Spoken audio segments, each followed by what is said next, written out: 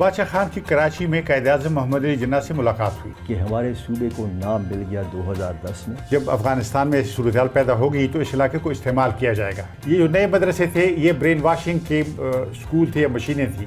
عسکری اداروں نے ٹرائبل ایریاز میں انٹرمنٹ سینٹرز جیل خانہ جات اپنے بنائے ہیں.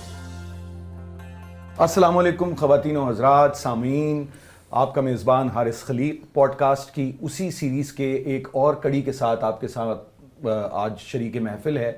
اور اس کڑی میں جو کہ پاکستان کی 75 سالہ تاریخ سے منسلک ہے اور ہم 75 سال کا جو جشن آزادی ہے وہ بھی منا رہے ہیں، اور تقسیم ہند اور تقسیم ہند کے بعد پاکستان کے قیام کے 75 سال مکمل ہونے پر ریاست، سماج، فنون لطیفہ، ادب تمام شعبوں کا جائزہ لے رہے ہیں. تو آج کی اس کڑی میں میرے مہمان ہیں سابق سینیٹر افراسیاب خٹک، جو پاکستان کی بائیں بازو کی تحریک سے، قومی حقوق کی تحریکوں سے وابستہ رہے ہیں، ساتھ ساتھ پشتو اور اردو کے ادیب ہیں. اور میں بہت ممنون ہوں افراسیاب خٹک صاحب آپ کا کہ آپ نے وقت نکالا اور اس پوڈ کاسٹ میں شرکت پر رضامندی ظاہر کی. اور ان کے ساتھ موجود ہیں سینیٹر فرحت اللہ بابر. اب آپ بھی شاید غالباً سابق سینیٹر ہو گئے، لیکن سینیٹر تو سینیٹر ہی رہتا ہے. تو فرحت اللہ بابر صاحب کا پاکستان میں انسانی حقوق کی تحریکوں سے اور انسانی حقوق کے لیے جو کام کیا گیا ہے اس سے بہت گہرا تعلق ہے. آپ کا تعلق پاکستان پیپلز پارٹی سے ہے. افراسیاب خٹک صاحب عوامی نیشنل پارٹی سے بھی وابستہ رہے ہیں، دیگر بائیں بازو کی جماعتوں سے بھی وابستہ رہے ہیں، اور آج کل نیشنل ڈیموکریٹک موومنٹ سے وابستہ ہیں. مگر گفتگو ہم پارٹیوں کے یعنی تناظر میں نہیں کریں گے، بلکہ ہم گفتگو آج کریں گے پختونخوا کے، خیبر پختونخوا کے 75 سال پر. یعنی جب پاکستان قائم ہوا تو یہ ہمارا شمال مغربی سرحدی صوبہ اور اس کے ساتھ وفاق کے زیر انتظام قبائلی علاقہ جات تھے. چند سال پہلے جو وفاق کے زیر انتظام قبائلی علاقہ جات تھے، جنہیں انگریزی میں ہم فاٹا کہتے ہیں، وہ مرج ہو گئے، ان کا الحاق ہو گیا صوبہ خیبر پختونخوا کے ساتھ. سرحد کا نام اب سے کوئی 10-15 برس پہلے خیبر پختونخوا رکھ دیا گیا. عوام کی جو ایک بہت ان کا مطالبہ تھا صوبے کے عوام کا کہ سرحد کا مطلب تو بارڈر ہوتا ہے، فرنٹیئر ہوتا ہے، اور فرنٹیئر ہی کہتے تھے. لیکن وہ اس پہ بھی ہم گفتگو کریں گے کہ وہ تحریک کیوں کر چلی اور شناخت کی اور قومی شناخت کی کیا اہمیت ہے. تو میں اگر شروع کروں آپ کی اجازت سے بابر صاحب، افراسیاب خٹک صاحب سے، کہ یہ مجھے بتائیے کہ افراسیاب صاحب ہم نے یہ دیکھا ہے، اور یہ بات پاکستان میں بڑے افسوس کے ساتھ مجھے کہنا پڑتا ہے کہ خان عبدالغفار خان یعنی باچا خان، جو کہ ایک علامت تھے آزادی کی اور امن کی اور ایک پرامن جدوجہد کی آزادی کے لیے، ان کے اور قائد اعظم محمد علی جناح یعنی جو بانی پاکستان ہیں، ان کے مابین کچھ اس قسم کی یعنی مسائل رہے ابتدا سے ہی کہ باچا خان کو بعد میں غدار قرار دے دیا گیا. اور اب تو ظاہر ہے کہ معاملات کچھ اور ہیں. یہ کیا تھی، یہ چپقلش کیا تھی قائد اعظم محمد علی جناح اور خان عبدالغفار خان کے درمیان؟ شکریہ حارث خلیق صاحب مجھے دعوت دینے کا، موقع دینے کا. گزارش یہ ہے کہ باچا خان عبدالغفار خان، جن کو پشتون پیار سے باچا خان کہتے ہیں، وہ ہماری قومی آزادی کی تحریک کے اور اصلاحی تحریکوں کے بانی تھے. انہوں نے اپریل 1921 میں دوسرے ساتھیوں کے ساتھ مل کر ایک تنظیم بنائی، انجمن اصلاح افاقنا، جس کا کام بنیادی طور پہ یہ تھا کہ وہ تعلیم پھیلانا چاہتے تھے پشتونوں میں، اور انہوں نے آزاد مدرسے بنانا شروع کیے، اور ساتھ میں خواتین کی تعلیم، جو پیچھے ہوئے طبقات ہیں ان کے حقوق، یہ چیزیں انہوں نے شروع کی. 1929 میں وہ ایسے پولیٹیسائز ہوئے اور انہوں نے خدائی خدمتگار کے نام سے تحریک بنائی، جو پہلے انہوں نے مسلم لیگ سے اتحاد کرنے کی کوشش کی، لیکن مسلم لیگی تیار نہیں تھے انگریز کے خلاف آواز اٹھانے میں، تو کانگریس کے ساتھ ان کا اتحاد ہو گیا کیونکہ انہوں نے ان کی حمایت کی. بہرحال تو 1947 تک تو یہ بڑی مضبوط تحریک تھی، اور جو آخری انتخابات ہوئے تھے سن 46 دسمبر 45 اور جنوری 46 میں، تو یہ دونوں انتخابات انہوں نے جیت لیے تھے. ان کی جو خدائی خدمتگار تحریک تھی قومی اسمبلی کے لیے یا اس وقت آل انڈیا لیجسلیٹو اسمبلی جسے کہتے تھے اس میں ایک منتخب نمائندہ ہوتا تھا، وہ عبدالغنی خان تھے ہمارے صوبے سے، اور جو صوبائی اسمبلی تھی اس کے 50 ممبروں میں سے ان کے 34 ممبران تھے، خدائی خدمتگار اور ان کے الائز. تو ان کی حکومت تھی جب یہ پاکستان بنا. تو مشکل یہ تھی کہ جو مسلم لیگ یہاں اس طرح سے کوئی پاپولر پارٹی نہیں تھی، تو اس میں یہ ایک لینڈڈ جینٹری والی جماعت تھی جو انگریزوں کے نسبتاً قریب تھی. تو اس لیے ان کو یہ پڑی تھی کہ یہ ان کی حکومت جو ہے یہ ختم کی جائے. حالانکہ باچا خان نے کہا کہ اب جب ہندوستان تقسیم ہو گیا ہے تو ہم اس کے حق میں ہیں اور ہم پاکستان کی نئی ریاست کے ساتھ پوری قوت کے ساتھ ہم ان کے ساتھ مل کر کام کرنا چاہتے ہیں. انہوں نے حلف بھی اٹھایا، پاکستان کی جو قانون ساز آئین ساز اسمبلی تھی اس کے ممبر کے طور پر انہوں نے حلف اٹھایا. تو باچا خان کی کراچی میں قائد اعظم محمد علی جناح سے ملاقات ہوئی جس میں اچھی گفتگو رہی اور یہ طے پایا کہ قائد اعظم پشاور آئیں گے اور وہاں پہ خدائی خدمتگاروں کے کیمپ میں جائیں گے اور وہاں پہ عملاً یہ طے کریں گے کہ کیسے مل کر ساتھ دیں اور کیسے مل کر کام کریں اور نئے ملک کی تعمیر میں خدائی خدمتگار بھی اپنا حصہ بٹائیں. لیکن یہ جو مسلم لیگ میں لوگ تھے ان میں سے مقامی جو لوگ تھے ان کو یہ بات اچھی نہیں لگی. خصوصاً اس میں عبدالقیوم خان جو مسلم لیگ کے لیڈر تھے، اس سے پہلے وہ کانگریس میں رہ چکے تھے، پھر مسلم لیگ میں آ گئے تھے پاکستان بننے سے تھوڑا پہلے. وہ بیسیکلی وہ کشمیر کے تھے، یعنی پشاور میں ان کے والد صاحب کی ملازمت تھی اور کچھ عرصہ وہ رہے تھے، لیکن تھے وہ کشمیری. ان کے دوسرے بھائی عبدالحمید خان پھر کشمیر کے صدر بھی بنے 1970s میں. تو انہوں نے کوشش کی کہ یہ معاہدہ نہ ہو یا ان کے درمیان مفاہمت نہ ہو.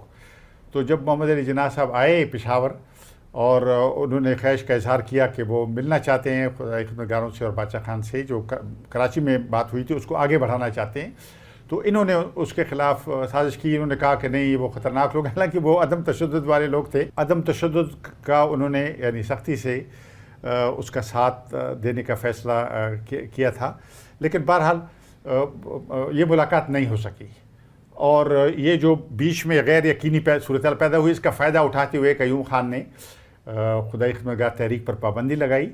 ان کے جو دفاتر تھے اس کو بموں سے اڑایا اور باچا خان اور ان کے ہزاروں ساتھیوں کو قید کیا، ان کی جائیدادیں ضبط کی. اور جب لوگوں نے پرامن احتجاج کیا باچا خان کی رہائی کے لیے تو بابڑا کے مقام پہ وہ واقعہ ہوا جو تاریخ میں یاد کیا جاتا ہے. 600 سے زیادہ لوگ اس میں مارے گئے. ایسے لوگ جو غیر مسلح تھے، جو پرامن احتجاج کے لیے جمع ہوئے تھے، بڑے ظالمانہ طریقے سے ان کو قتل کیا گیا، سیدھی فائرنگ کر کے. بلکہ یہ تک کیا گیا کہ جو ان پر گولیاں چلائی گئیں اس کی قیمت ان کے خاندانوں سے وصول ہوئی. افراسیاب صاحب، یہ کس سن کی بات ہے؟ یہ 12 اگست 1948 کو یہ واقعہ ہوا. یہ یعنی سن 1948 سے 1953 تک یہ ایک تاریکی چھائی رہی ہمارے صوبے پر. ایک ریپریشن کا دور تھا، بہت سخت، لوگوں کو کچلنے کا، ڈرانے کا، ٹیرر پھیلانے کا. تو یہ بھی تھا. پھر ساتھ میں تھوڑا سا ایک فیکٹر یہ بھی تھا کہ افغانستان اور پاکستان کے تعلقات اچھے نہیں تھے اور اس جو تعلقات میں جو خرابی تھی اس نے بھی ان لوگوں کو ایک طرح سے مدد دی جو یہ بگاڑ چاہتے تھے، جو ایک طرح سے پشتونوں اور نئی ریاست کے پشتون قوم پرستوں اور نئی ریاست کے درمیان اچھے مراسم قائم نہیں ہونے دینا چاہتے تھے. ان کو مدد ملی اس فضا سے جو پاک افغان خراب تعلقات کی وجہ سے موجود تھی. بابر صاحب، میں آپ کی طرف آؤں گا. یہ تو ایک تاریخ، مطلب جو مسئلہ تھا ایک بنیادی جس کی وجہ سے شروع میں مسائل رہے، لیکن اس کے بعد ہم یہ دیکھتے ہیں کہ جو قبائلی علاقہ جات تھے اور جنہیں انگریز نے جنہیں علاقہ غیر یا قبائلی علاقہ جات کے طور پر جو 7 ایجنسیز قائم کی تھیں، ان کے انضمام میں، یعنی ان کا جو وہ کوئی 70 برس تک وہ اسلام آباد، پہلے کراچی سے اور پھر اسلام آباد سے ان کا انتظام و انصرام چلایا گیا. اتنی تاخیر کیوں ہوئی؟ اور وہ FCR بھی وہاں نافذ تھا جو فرنٹیئر کرائم ریگولیشن ایکٹ ہے، تو اور انسانی حقوق کی پامالی تھی، فرد کی آزادی، فرد کی بنیادی جو اس کے جو بنیادی حقوق ہیں ان کی پاسداری نہیں تھی. تو یہ کیا معاملہ تھا؟ یہ 70 برس کیوں لگے اس میں؟ شکریہ حارث خلیق صاحب کہ آپ نے مجھے دعوت دی اور موقع دیا بات کرنے کا. میں آپ کے ساتھ اس پر تو ضرور بات کروں گا کہ قبائلی علاقہ جات کا انضمام اور اتنے طویل عرصے کے بعد ایسا کیوں ہوا. لیکن افراسیاب خٹک صاحب کی گفتگو میں ایک اور سینٹنس بھی ایڈ کرنا چاہوں گا، اور وہ یہ ہے کہ ہمارے صوبے کے ساتھ سیاسی طور پر جو بے انصافی ہوئی ہے اور شروع ہی سے، وہ یہ تھا کہ پاکستان بننے کے ایک ہفتے کے بعد ہی وہی منتخب حکومت جن کا افراسیاب خٹک صاحب نے ذکر کیا، اس حکومت کو مرکز کے حکم نامے کے ذریعے برطرف کیا گیا. ایسا برطرف نہیں ہوا کہ وہاں کی جو منتخب اسمبلی ہے وہاں نو کانفیڈنس، ایسا نہیں ہوا. تو یہ ایک تاریخی واقعہ جو ہمارے صوبے میں ہوا، اور اس کے بعد یہ روایت پڑ گئی پاکستان کہ مرکزی حکومت صوبائی حکومت توڑ دے گی، گورنر راج لگا دے گی وغیرہ وغیرہ، جس طرح پھر اس کے بعد سندھ میں ہوا. اور یہ آپ نے دیکھا کہ 18ویں آئینی ترمیم تک یہ سلسلہ جاری رہا، ہوتا رہا. anyway، اب آپ نے جو سوال کیا بڑا اہم سوال ہے کہ قبائلی علاقہ جات، یہ قبائلی علاقہ جات جن کو کہا جاتا ہے، یہ برٹش دور کے وقت سے ان کو ایک بفر کے طور پہ رکھا گیا تھا، ان کو ایک علیحدہ انتظامی ڈھانچے کے تحت رکھا گیا تھا، اور ان کا کنٹرول جو تھا وہ مرکز سے ہوتا تھا. ان کی جو بھی کنٹرول ہوتا تھا. اب یہ ان کا کنٹرول کا نظام ایسا تھا کہ ان کے لیے لیجسلیشن، ان کے ایگزیکٹو اختیارات وہ سارے جب پاکستان بنا تو اسلام آباد سے ہوتے تھے، یا خیبر پختونخوا جو اب خیبر پختونخوا ہے، پہلا صوبہ سرحد تھا، اس کے وہاں سے ہوتے تھے. اور بیوروکریسی کا ایک ویسٹڈ انٹرسٹ ڈیولپ ہو گیا تھا، کوئی ان اختیارات کو چھوڑنا نہیں چاہتا تھا. یہ جو قبائلی علاقہ جات ہیں جن کو ایک علیحدہ انتظامی ڈھانچے کے طور پر علیحدہ رکھا گیا تھا، یہاں کا قانون تھا فرنٹیئر کرائمز ریگولیشن. اور یہ فرنٹیئر کرائم ریگولیشن دوسرے علاقے میں تھا، ختم ہو گیا تھا، لیکن یہاں سے ختم نہیں کیا گیا، اس لیے کہ مرکز اور جو بیوروکریسی تھی وہ اپنا کنٹرول وہاں چاہتی تھی. اور یہ FCR کا قانون کوئی 1905 کا بنا ہوا ہے، اسی کے تحت ان پر حکومت کی جاتی تھی. قبائلی علاقہ جات کے جتنے بھی لوگ ہیں انہوں نے اس قانون کے خلاف آواز اٹھائی کئی بار. سپریم کورٹ نے کئی بار کہا، پشاور ہائی کورٹ نے کئی بار کہا، بار ایسوسیشنز نے، لیکن اس پر کوئی اس میں ترمیم نہیں ہو رہی تھی. یہ پھر 2009 میں پھر ان کا تمام قبائلی ملکس کا اور ان کے جو لوگ تھے مختلف شعبوں سے تعلق رکھنے والے، ان کا ایک گرینڈ جلسہ ہوا، اور اس میں انہوں نے مطالبہ کیا. پھر وہ لوگ ایوان صدر آئے، ایوان صدر میں ملاقات کی صدر سے، اور وہاں پر انہوں نے اس مطالبے کا اعادہ کیا. تو یہ ایک لمبی کہانی ہے حارث خلیق صاحب. اس میں یہ بھی ہوا کہ جب اس وقت کے صدر پاکستان نے یہ فیصلہ کیا کہ ہاں اب ہم ان FCR کے قانون کو ختم کرنا چاہتے ہیں، اور وہاں ہم ڈائریکٹ جو ہے پولیٹیکل یعنی سیاسی جماعتوں کو اجازت دیں کہ وہ بھی وہاں جا کے ایکٹیویٹیز کریں تاکہ مین سٹریمنگ ہو جائے. تو آپ کو تعجب ہوگا کہ جب یہ فیصلہ ہوا کہ 14 اگست کی رات کو سن 2009 کا کہ صدر پاکستان نے فیصلہ کیا کہ آج رات ہم اعلان کریں گے، قوم سے خطاب کریں گے، اور اس میں یہ اعلان ہوگا. اور صدر پاکستان کی سپیچ بن گئی، تیار ہو گئی. میں چونکہ ترجمان تھا، تو جیسے وہ سب تیار ہوا، رات کے 9 بج گئے، تو صدر صاحب نے بلایا اور کہا کہ بھئی یہ تو ہم یہ اعلان تو پٹ آف کریں گے، نہیں کر سکتے. میں نے کہا صدر صاحب یہ تو ہو چکا ہے، اب کیسے؟ ہم نے تو سیاسی جماعتوں کو بلایا. آصف زرداری صاحب صدر، آصف زرداری صاحب صدر تھے. انہوں نے کہا کوئی طریقہ نکالو، کیونکہ راول پنڈی والے جو ہیں، فوجی جو ہیں، وہ کہتے ہیں کہ اس وقت یہ نہ کرو. ہم نے پوچھا کہ کوئی وجہ تو ہوگی. انہوں نے کہا کہ جی فی الحال یہ مناسب موقع نہیں ہے. اور صدر صاحب نے کہا کہ بھئی کوئی طریقہ نکالیں کہ یہ ہم اس کو نہ کر سکیں. تو میں نے کہا صدر صاحب، انہوں نے مجھے ٹائم دیا کہ تم بے شک چلے جاؤ، ذرا سوچ لو اس کے اوپر، لیکن یہ اعلان جو ہے اس وقت کرنا اب میرے لیے مشکل ہے، نہیں کر سکوں گا، کوئی طریقہ نکالو. تو میں دفتر آیا، بات کی، تو میں نے پھر صدر صاحب کے پاس گیا. میں نے کہا صدر صاحب پھر ایک طریقہ ہم کر سکتے ہیں، اور وہ یہ ہے کہ آپ آج رات یہ اعلان کر دیں کہ قبائلی علاقہ جات کے لوگوں نے مطالبہ کیا ہے، وقت کا تقاضا سب کچھ ہے، اور ہم دور رس اصلاحات کریں گے قبائلی علاقہ جات میں، کریں گے کی بات کریں، اور یہ آپ اپنی طرف سے نہ کہیں کہ یہ ہم نے آرڈر کر دیا ہے۔ کہتے اس کا کیا ہوگا؟ میں نے کہا جی بس آپ یہ اعلان اس طرح سے کر دیں، باقی ہم دیکھ لیں گے۔ تو ہوا یہ کہ پھر میں نے اسی رات کو خبر بنائی، اور خبر میں نے وہ تمام اصلاحات جو اپروو ہو چکی تھیں کہ ایف سی آر میں یہ ترمیم ہوگی، یہ الیکشن آرڈر یہ ہوگا، ساری اپنی طرف سے ڈال دی کہ جی یہ تھا، لیکن چونکہ وہ صدر کے ترجمان کا بیان تھا، اس میں صدر کا نام، صدر تو نہیں تھا خود، صدر نے تو کہا تھا کہ ہم دور رس اعلان کریں گے، اور یہ تو وہ اگلے دن وہ اخبارات میں لیڈ چھپ گئی۔ لیڈ اس لیے چھپ گئی کہ میں نے پہلے ہی سے خبر بنا کے 12 بجے سے پہلے ان کو امبارگو کر کے بھیج دی تھی کہ جیسے ہی صدر کی سپیچ ہو جائے آپ یہ چلا دیں۔ تو وہ خبر کا یہ ہوا کہ spokesperson to the president Farhatullah Babar سیٹ کہ یہ اور صدر کی طرف سے یہ ان کی تصویر تھی، اور انہوں نے کہا کہ ہم یہ اصلاحات ہیں۔ اس پر کچھ لوگ بعدیں ناراض ہوئے۔ صدر پاکستان نے ان کو کہا کہ میں نے تو اپنی طرف سے یہ بات کی تھی، بس ترجمان نے باقی یہ باتیں کی ہیں، تو اس میں کوئی ایسی وہ بات تو نہیں، میں نے تو کہا ہے کہ ہم اعلان کریں گے، آئندہ کریں گے۔ اس کے بعد آصر حارث صاحب 2 سال گزر گئے، فار 2 ایئرز ان اصلاحات پر عمل درآمد نہیں ہوا، اور 2 سال بعد ان پہ عمل درآمد ہو سکا۔ تو میں صرف آپ کو یہ بتانا چاہتا ہوں آپ کے سامعین کو کہ یہ آسان نہیں تھا، اور یہ ہمارے صوبے کی بڑی محرومیاں ہیں۔ ایک محرومی تو سب سے بڑی یہ تھی کہ کوئی نام نہیں تھا۔ نارتھ ویسٹ فرنٹیئر پروونس، یعنی جیوگرافیکل لوکیشن کی بنیاد پہ کہ یہ نارتھ میں ہے، نارتھ ویسٹ میں ہے، اور فرنٹیئر پر ہے۔ آپ اندازہ لگائیں پاکستان کی تاریخ میں فار 60 ایئرز کوئی نام نہیں تھا۔ پہلی بار اسی آصف زرداری سے صدر نے اقوام متحدہ میں جو تقریر کی، تو اس میں ان کی لکھی ہوئی تقریر میں نہیں تھا، لیکن انہوں نے وہاں کہہ دیا کہ ہم جو ہے تو پختونخوا جو ہمارا صوبہ ہے، اس پر بھی کچھ لوگوں کو بڑا اعتراض ہوا کہ انہوں نے یہ کیسے پختونخوا کا نام دے دیا وہاں پہ۔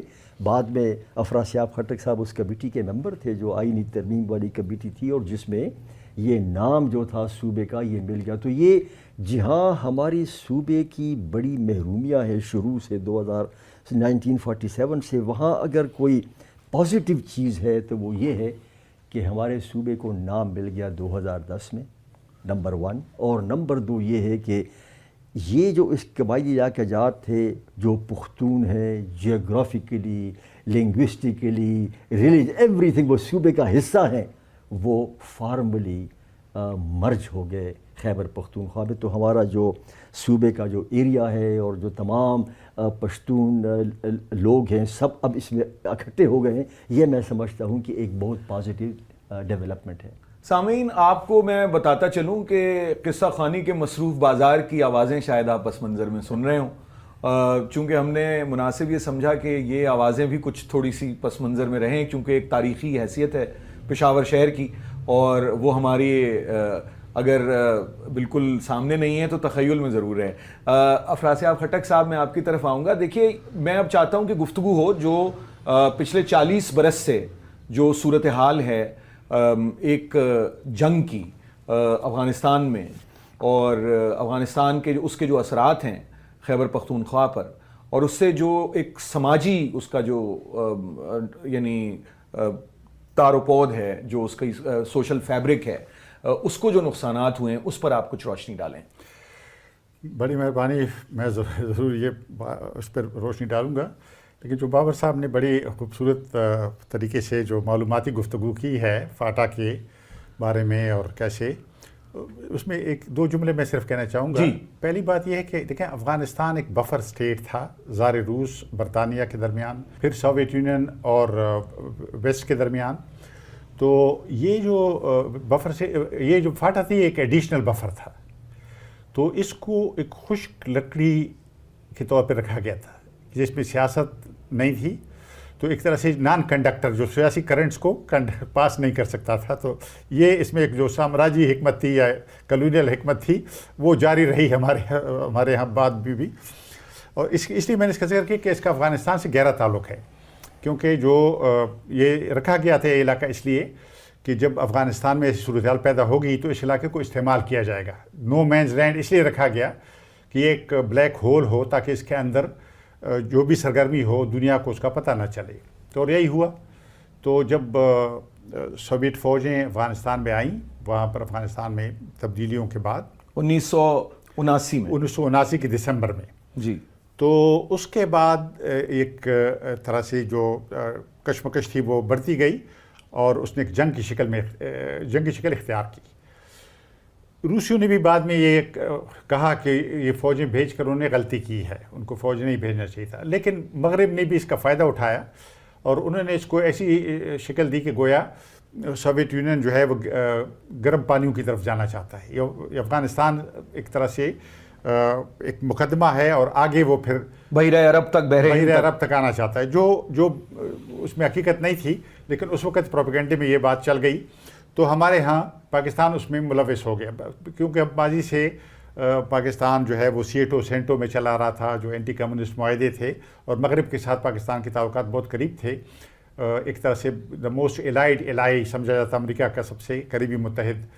تو اس حساب سے پاکستان اس جنگ میں شریک ہوا, اور یہاں چونکہ مارشل لا تھا جنرل ضیاء الحق کو, اس کو ضرورت تھی لیجیٹیمیسی کے لیے اور مغرب سے امداد لینے کے لیے, اور اس نے جو غیر آئینی حرکتیں پاکستان میں کی, آئین کو پامال کیا, اس کے لیے بھی اس کو چاہیے تھا کہ اس کو ایک طرح سے پردہ اس کے اوپر ڈالے اور خود کو ظاہر کرے کہ وہ تو آزاد دنیا کا الہی ہے وغیرہ.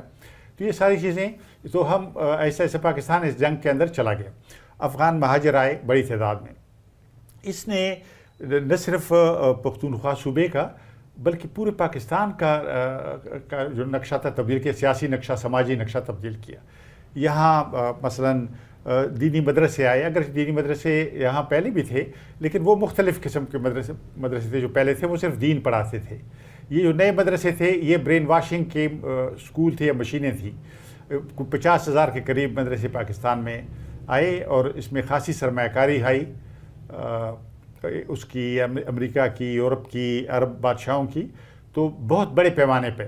اور پختونخوا اس کا خاص ہدف تھا, اور دنیا بھر کے انتہا پسند یہاں پر آ گئے.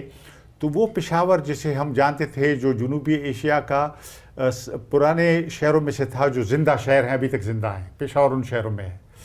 اور پشاور کے سخانی, پشاور پھولوں کا شہر, پشتو شاعری کا, ہند کو شاعری کا شہر, وہ جو تھا آہستہ آہستہ ایک ایسے انتہا پسندوں کے گڑھ میں تبدیل ہوتا گیا. اور اس کے اندر یہ جو دنیا بھر کے انتہا پسند مشہور تھے, اسامہ بن لادن سے لے کر دوسرے لوگ تک, سب پشاور میں بس گئے. تو یہ ایک طرح سے اس جنگ نے بہت نقصان پہنچایا جو افغانستان کی کشمکش تھی, پختونخوا کو بالعموماً, پشاور کو خصوصاً. اور میں سمجھتا ہوں کہ اس سے ایک طرح سے جو ہماری نئی نسل, پھر مارشل لا تھا, نصاب ہمارا تبدیل ہوا, پاکستان سارا دائیں بازو کی طرف گیا, مذہبی انتہا پسندی کی طرف گیا. اور وہ ملک جو پاکستان جو پہلے دنیا میں کپاس کی پیداوار کے لیے اور کاٹن کے کپڑے جو تھے وہ اچھی کوالٹی کے کپڑوں کے لیے مشہور تھا, وہ آہستہ آہستہ ٹیررزم, دہشت گردی کے لیے مشہور ہو گیا. تو یہ ایک طرح سے. اور اس کے بعد اس جنگ کا دوسرا دور بھی ہے نا, یعنی اس کے 9/11 ہوتا ہے, اور پھر 9/11 کے بعد. بالکل آپ کا کہنا درست ہے, وہ مرحلہ بھی بیچ میں آیا, کیونکہ جب روسی فوجیں نکلیں تو کچھ وقفہ ہوا جنگ میں. یہ جو افغان مجاہدین جو پاکستان میں تھے یہ چلے, انہوں نے وہاں حکومت قائم کرنے کی کوشش, وہ حکومت نہیں قائم ہو سکی. وہاں خانہ جنگی آئی جس میں طالبان نمودار ہوئے.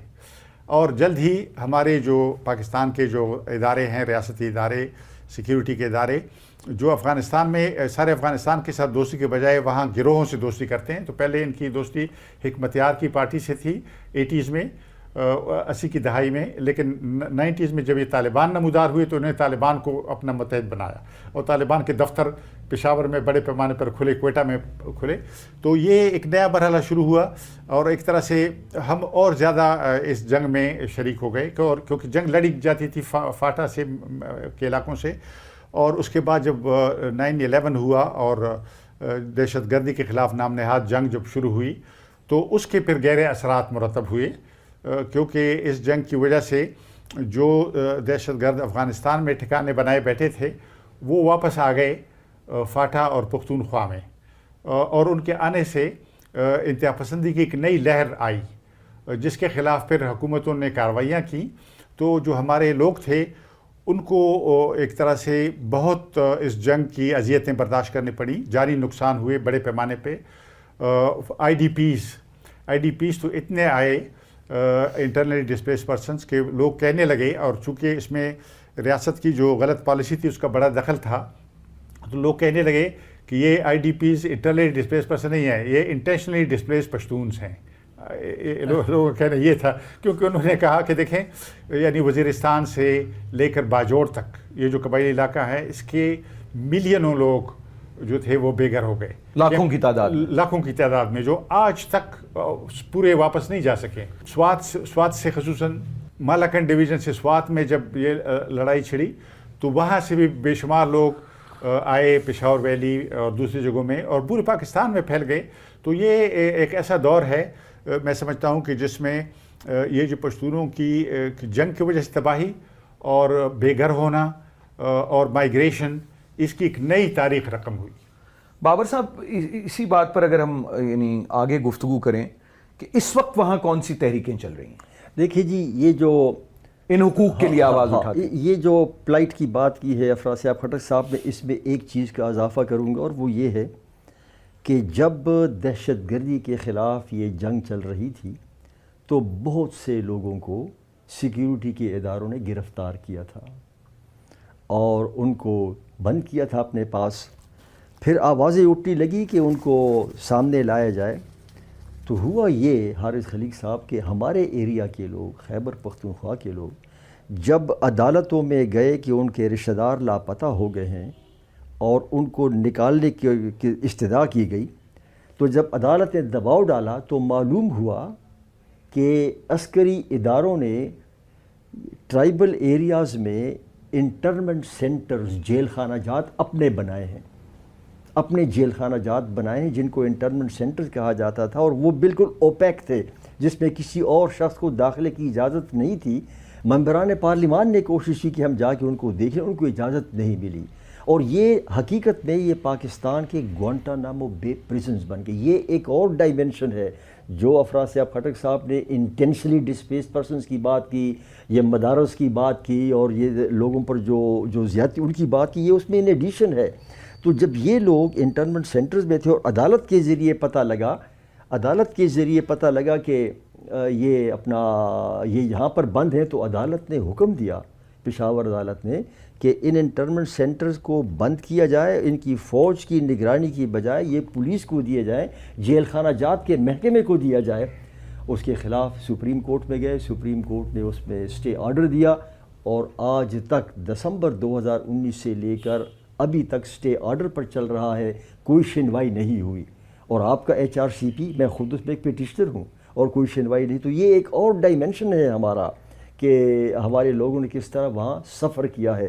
تو ہم نے مختلف جہتوں سے ہمارے لوگ جو ہیں وہاں سفر, اور ابھی تک لوگ انٹرنمنٹ سینٹر نہیں. تو یہ جو تمام جو ہم دیکھتے ہیں حقوق کی پامالی, اس وقت آوازیں کون سی اٹھ رہی ہیں ان کے خلاف؟ اس وقت آوازیں جو اٹھ رہی ہیں, ایک تو جو ہیومن رائٹس سے متعلق جو ادارے ہیں, NGOs ہیں, جیسے آپ HRCP کا ہے وہ کر رہے ہیں, سیاسی جماعتیں جو ہیں وہ بھی آوازیں اٹھا رہی ہیں, اور اس کے علاوہ وہاں کے جو مقامی لوگ ہیں, ایک نئی وہاں نوجوانوں کی تنظیم ابھری ہے PTM, انہوں نے آواز اٹھائی. افراسیاب خٹک صاحب کی جو پارٹی ہے, انہوں نے جو پارٹی بنائی ہے, وہ یہ آوازیں اٹھا رہی ہے. لیکن چونکہ یہ سیکیورٹی ڈریون سٹیٹ ہے اور سیکیورٹی کے اداروں کا اس ملک کی ہر چیز پر قبضہ ہے, اور ابھی تک وہ یہ آواز جو ہے صدا بصحرائی ثابت ہوئی ہے, اور کوئی پیش رفت اس میں ابھی تک نہیں ہوئی. افراسیاب صاحب, اس میں کچھ اضافہ فرمائیں گے آپ کہ اس وقت کیا آوازیں اٹھ رہی ہیں اور ان کا کیا مستقبل ہم دیکھتے ہیں, اور ہم خیبر پختونخوا کا ایک پرامن اور ایک باوقار مستقبل ممکن بنانے کے لیے, اور سارے پاکستان کا ایک پرامن اور باوقار مستقبل یعنی انشور کرنے کے لیے کیا کیا جانا چاہیے؟ میرا خیال یہ ہے کہ پشتونوں میں یہ احساس گہرے طور پر پایا جاتا ہے کہ یہ جو طالبان کا پروجیکٹ ہے, یہ پاکستان کی جو سیکیورٹی اسٹیٹ ہے اس کا پروجیکٹ ہے, اور اس میں ایک طرح سے پاکستان جب فرنٹ لائن اسٹیٹ کہلاتا ہے تو پشتون اس کا فرنٹ لائن صوبہ بن جاتے ہیں اور اس جنگ کا ایندھن بنے ہیں. جو بڑی طاقتوں کے درمیان ہوئی ہے. تو پرانی تو ہوئی ہے جس میں لوگوں نے بہت نقصان اٹھائے, میں نے عرض کیا, اور خصوصاً میں ذکر کرنا چاہوں گا خواتین کا. عورتوں نے بہت دکھ اٹھائے ہیں. جنگ کے دکھ ہمیشہ, بے گھر ہونے کے دکھ سب سے زیادہ عورتوں کو جھیلنے پڑتے ہیں. پھر ان کی موبلٹی پر, جو عورتوں کے حقوق پر بڑا نیگیٹو اثر پڑا ہے. پہلے رواج کو ان کے خلاف استعمال کیا جاتا تھا, اب مذہبی دلائل بھی ان کے خلاف, جو طالبانائزیشن ہے, طالبان کا جو وہ ان کے اوپر. تو یہ لوگوں میں خوف پایا جاتا ہے کہ ایک نئی جنگ جو ہے وہ یہاں شروع ہونے والی ہے. ان کا کہنا یہ ہے کہ جیسے چین اور امریکہ کے درمیان ایک سرد جنگ ہے, جیسے پہلے سوویت یونین اور امریکہ کے درمیان تھی, سرد جنگ ان کے درمیان تھی, لڑائی ہمارے ہاں ہوئی. تو ان کو خدشہ ہے کہ وہی تاریخ دہرائی جائے گی جو یعنی پرانی تھی, یعنی ایک دفعہ پھر یہاں پہ لڑائی ہوگی, افغانستان کو استعمال کیا جائے گا ڈی سیولائزیشن کے. لیکن جو اچھی بات ہے وہ یہ ہے کہ پشتونوں میں جنگ کے خلاف مزاحمت پیدا ہوئی ہے, اور یہ مزاحمت ادب میں بھی ہے. پشتو ادب جو ہے اس سے بھرپور ہے. پچھلے 30 سال 40 سال کا ادب جو ہے آپ اٹھا کر دیکھیں, آدھے سے زیادہ کتابیں لکھی گئی جنگ کے خلاف. اور یہ تحریکیں جو بتائیں بابر صاحب نے, جس کا ذکر کیا, P T M, N D M, اور ابھی اس کے علاوہ نام کے بغیر تحریکیں ہیں. باجوڑ میں آپ نے دیکھا پچھلے دنوں, پچھلے ہفتے بڑے لوگ جمع ہوئے. سوات میں آپ نے دیکھا, دیر میں آپ نے دیکھا. تو لوگ کھڑے ہو رہے ہیں جنگ کے خلاف, اور لوگ کہتے ہیں ہمیں اسکول دو, ہم پڑھنا چاہتے ہیں, تعلیم حاصل کرنا چاہتے ہیں, ترقی حاصل کرنا چاہتے ہیں. اور یہ جو مذہبی انتہا پسندی تھی اس کو بھانپ گئے ہیں کہ یہ ان کو پھانسنے کا طریقہ تھا, جنگ میں دھکیلنے کا طریقہ تھا. تو یہ ایک خوبی کی بات ہے کہ لوگوں میں شعور پیدا ہو گیا. بابر صاحب, اگر میں آپ لوگوں سے ٹو پلے ڈیولز ایڈوکیٹ ایک اختلاف کی جسارت کروں اس نقطے سے جو آپ نے اٹھایا ہے, تاکہ مزید وضاحت ہو, وہ یہ کہ اگر جو افراسیاب صاحب نے بھی کہا اور آپ نے بھی کہا کہ تحریکیں چل رہی ہیں, اٹھ رہی ہیں, اور اس پوری جو ایک مرکزی ایک پالیسی ہماری رہی ہے اس سے ایک لوگوں میں ایک اباہ پیدا ہوا ہے, مگر دوسری جانب ہم دیکھتے ہیں کہ پاکستان تحریک انصاف جو ہے, جو کہ بالکل ایک مرکزی دھارے کی جماعت ہے اور انہی خیالات کی حامل جماعت ہے, پچھلے چند ماہ کو اگر ہم ایک طرف رکھیں تو وہ بہت مقبول ہے خیبر پختونخوا میں. تو ایک طرف آپ یہ کہہ رہے ہیں کہ یہ ایک بے چینی بھی پائی جاتی ہے پشتون سماج میں, اور دوسری جانب ان کی جو ایک مقبول جماعت ہے وہ تحریک انصاف ہے. یہ درست ہے کہ پی ٹی آئی کی پشاور میں مقبولیت ہے, لیکن میں سمجھتا ہوں کہ یہ مقبولیت جو ہے وہ ان کا جو, میں تو پی ٹی آئی کو یہ سمجھتا ہوں کہ عمران خان کے ایک کلٹ فالوئنگ والی بات ہے, وہ چیز ہے. لیکن جہاں تک اس پرٹیکولر کی چیز کی بات ہے, میرا خیال نہیں ہے کہ عمران خان کے تمام فالوور جو ہیں وہ ملیٹنسی کو یا طالبان کو سپورٹ کرتے ہیں. میرا خیال یہ ہے, دس از مائی آبزرویشن, کہ عمران کی کلٹ فالوئنگ ہے, اور واقعی یقیناً خیبر پختونخوا میں ان کی فالوئنگ ہے. لیکن اس طرح کے ایشوز کے اوپر میرا خیال نہیں ہے کہ خیبر پختونخوا کے لوگ کبھی بھی انڈورس, مثلا عمران خان نے کہا ہے کہ طالبان کا دفتر ہونا چاہیے تھا, انہوں نے ایک دفعہ یہ بھی کہا تھا, انہوں نے یہ کہا تھا. لیکن میرا خیال نہیں ہے کہ عمران خان کے جو کلٹ فالوورز ہیں, جو عمران خان کو الیکٹ ہونا چاہتا دیکھتے ہوں گے, وہ بھی وہاں پہ طالبان کے دفتر دیکھنا چاہتے ہوں گے. افراسیاب صاحب, یہ میں اس سلسلے میں اس میں ایک اضافی سوال بھی آپ سے کر لوں, اور اس پر آپ جو انہوں نے بات کی اسے آگے بڑھائیے گا. اس میں مجھے ایک آپ نے یعنی پاکستان کی ریاست کی بھی بات کی, اور جو دہشت گردی کی کا جو پورا ایک پروجیکٹ تھا جو امریکہ اور روس کی جنگ سے ایک طرح سے ہم پر مسلط ہوا, غیر ملکی طاقتوں کا کیا کردار رہا ہے یہاں؟ کیونکہ یہ تو نہیں ہو سکتا کہ تمام تر ذمہ داری جو ہے وہ کسی ایک ملک کے اداروں کی ہو, ایسا تو نہیں ہو سکتا. تو اس پر بھی ذرا روشنی ڈالیے. جی بالکل, جیسے بابر صاحب فرما رہے تھے, بات یہ کہ پی ٹی آئی کی پختونخوا میں مقبولیت کی ایک اور وجہ بھی میں عرض کرنا چاہتا ہوں.